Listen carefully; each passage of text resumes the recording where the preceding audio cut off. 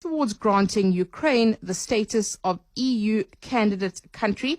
That resolution, which also demanded the EU to impose tougher sanctions on Russia, was voted in favor by 637 members of the European Parliament. So that is developing. We're also seeing the tightening of sanctions on Russian banks as well. The Ukrainian President Volodymyr Zelensky urging the EU to prove that it sides with Kiev as it battles invading Russian forces. That really is a developing situation that we're keeping an eye on. And South Africa, still fence-sitting on this matter. You would have heard that clip from Clayson Monyela from International Relations in the news, essentially saying we're not flip-flopping. We know what our position is, but it certainly looks as though we are fence-sitting. At the moment, our ambassador to Ukraine, Andrei Groenewold, and other diplomats are fleeing the conflict-torn country as violence is escalating there. So that is what is happening at the moment. And we're joined now by Riina Kionka, who is the EU ambassador to South Africa. Madam Ambassador, good afternoon to you. Thank you very much for your time on the Midday Report. Thanks, Mandy. Good to be here. So, Ambassador, we have had these developments around the European Union. We have heard Volodymyr Zelensky asking for his country to join the EU. What is the latest developments in terms of that? And obviously you're watching the situation in Kiev, which certainly does seem to be escalating.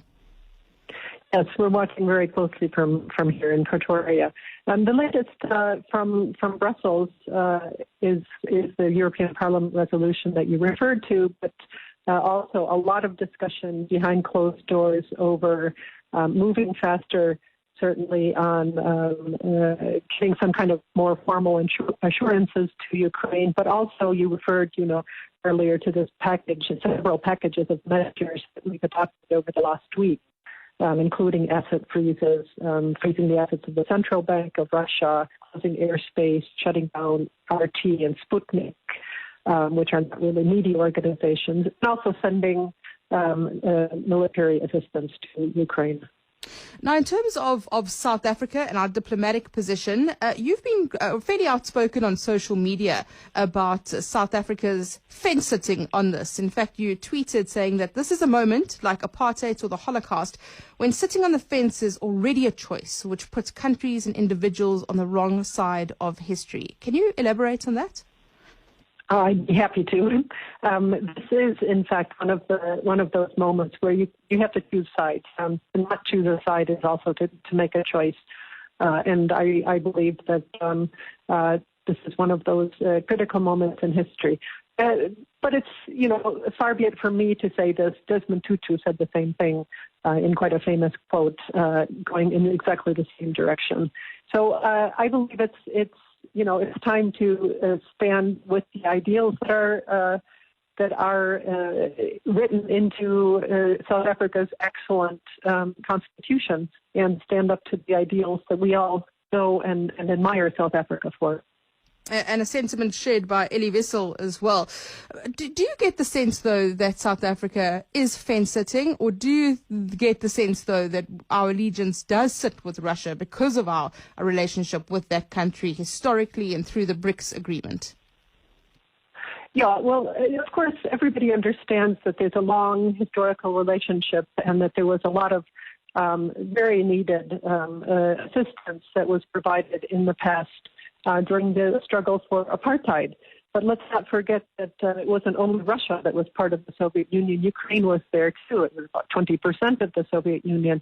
So one would think some loyalty also could be accorded to Ukraine. We have understood that there's something of an internal discussion going on based on some of the public statements that we have seen issued by South Africa in the UN and elsewhere.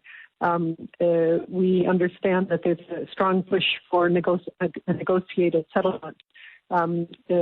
The question is whether it's possible to speak of a negotiated settlement in a context of all-out war. And have you spoken with the Minister, Naledi Pandor, the International Relations Minister, about this? Are there diplomatic efforts going on underway behind the scenes to urge South Africa to take a position on this? Yes, I think you can safely assume that the telephones of our good colleague over at DIRCO are red from the heat. But have written, as all EU ambassadors accredited to South Africa, we have written Minister Pandor a letter seeking an urgent meeting with her. And then just lastly, there are obviously many efforts to get South Africans who are in the Ukraine out of that country. Most of them, or all of them, it seems, are going to EU countries. You have mentioned that in some of your social media posts as well. What is the situation with that at this stage? At the current time, according to our information, some 650,000 people have left Ukraine, both Ukrainians and foreigners. And our info also from the DIRCO side is that all South Africans who wish to leave have left. Some of them are still there because they have family ties to Ukraine and don't want to leave. But we're very concerned about any reports of wrongdoing and mistreatment, and we're working closely with DIRCO to find out more about that and address it as soon as possible. So if any of your listeners are aware of any instances, please do contact us because we are very concerned. Ambassador, thank you very much for your time. Appreciate you chatting to us here on 702 and Cape Talk. Thanks a lot, Mandy. That's the EU ambassador to South Africa, Riina Kionka. She says the telephones at DIRCO are red hot because they have reached out to Naledi Pandor and to the other officials at DIRCO to say, take a position on this. You cannot sit on the fence. What are your thoughts on that one? 702.